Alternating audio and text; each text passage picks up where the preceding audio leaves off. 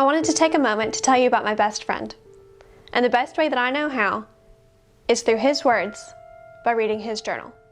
So, here we go. It is Friday morning. The alarm goes off. My dreams are interrupted by the realities of the day ahead.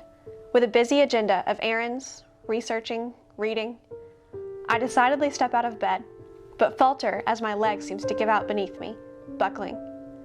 I catch myself and straighten up again, now set to go. What was that? It is 2 days later, a Sunday. After a late start, I head outside to the car and, again, my leg gives out beneath me as I hit the sidewalk. I'm able to catch myself and correct my stance, but I am quickly reminded of the episode 2 days ago. It was my same side, my left, that was weak. Over the next week, my gait becomes guarded as I distrust my left leg. Sometimes it seems almost asleep, heavy, like rubber. I resolve that it must be some sort of strain or pinched nerve. Several weeks pass without really any improvement, despite trying various over-the-counter medications. In fact, maybe from my unnatural gait, my right leg also seems to be very heavy, fatigued, sluggish to move as I'm used to moving. As I'm walking to class with one of my classmates, I realize that I can't keep up with his quick pace. My frustration is apparent as my classmate asks, "Are you okay?" I wonder what is going on. This is not my imagination. It's noticeable. I prioritize getting to a doctor despite my crazy schedule with deadlines for 2 papers approaching. Tests are inconclusive, but I'm referred to a neurologist. I finish this semester fearful, frustrated, always fatigued. Despite being into the start of the next semester, I get to the neurologist. I endure an EMG, electromyogram, MRI, magnetic resonance imaging, and lumbar puncture. Deductively, a diagnosis of multiple sclerosis is made, the chronic progressive type. My research efforts are diverted towards MS, its predicted course and treatment alternatives. I begin injections as recommended. Over the summer, I resolve to use a cane and notice a progressive fatigue. Time passes. My lack of lower extremity motor control progresses. I'm unable to drive. While my significant other has been great about supporting me through the workup, I realize that getting around to classes is getting to be too much. I'll have to hold off on classes. I had hoped to get through finals with my classmates, but realize that I'll have to try it with the next group, hoping the progression will slow some.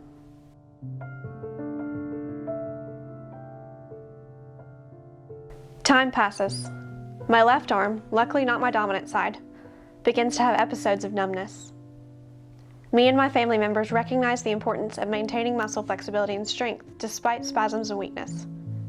My family members muster their resources, and a pool is built into my home. I swim daily. Over time, I try various diets, especially the macrobiotic diet, the chelation therapy, aiming for a healthy body. So, I give up my favorite fatty foods.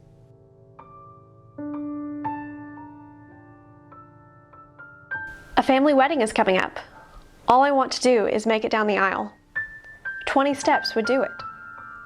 I lean on my cane as those gathered for the wedding watch me, silently urging me on. But I cannot keep moving. My family members bring me a wheelchair. My significant other alters work to maintain an income, but also to be more available for me. I realize my dependence on my significant other. I don't want to be a burden. I long for independence, but realize that this is my life. This is how it is, and it's the best it will be.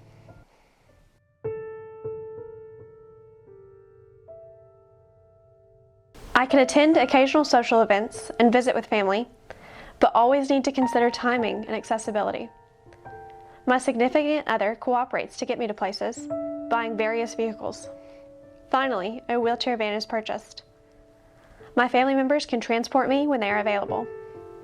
Urinary incontinence is a problem, so I go from an indwelling urinary catheter to a suprapubic catheter.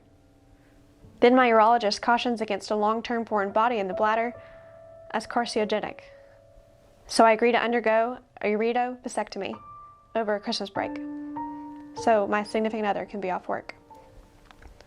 I continue to leak urine and so require a pouch and a diaper. Urethral Botox is tried to seal the leak, but ultimately a second major bladder surgery is required. Over time, I must relocate, hours from my family members and far from my friends, but to allow for my significant other to earn an income while I have been so much more dependent.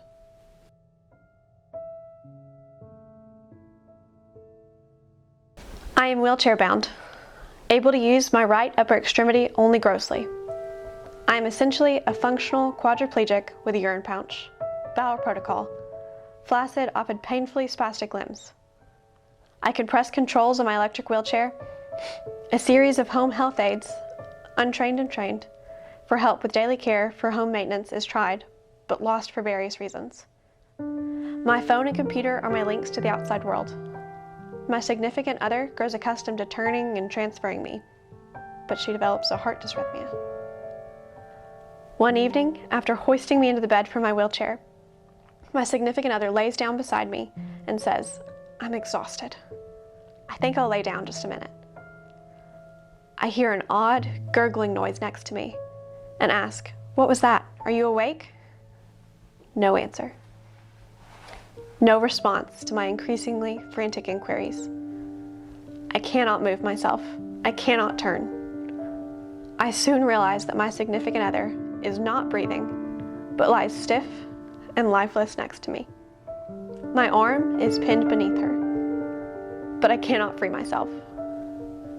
My phone is over on my wheelchair, out of reach. I cry out in our home, but no one hears.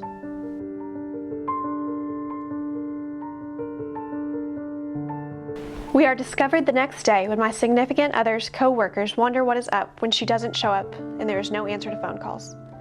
Pressure injuries have developed on my hand and my arm from the weight of my significant other's body. Family members gather from a distance for the funeral. Where will I go? Who will take such care of me? I need to be placed in extended facility care.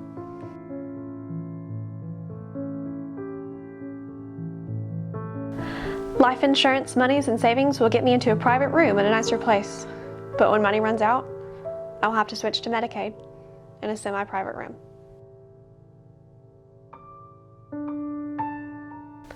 I'm younger and sharper than most of my residents. I relish calls and visits. I play bingo to win dimes for stamps and dial-a-ride fees, but my muscles grow weaker. My cough on healthy days is nothing more than a quiet puff of air. A nagging pain over my lower back is attributed to my disease, so that some days, despite analgesics, I cannot tolerate sitting, and so stay in bed. I was diagnosed with COVID-19 when it set in our nursing home.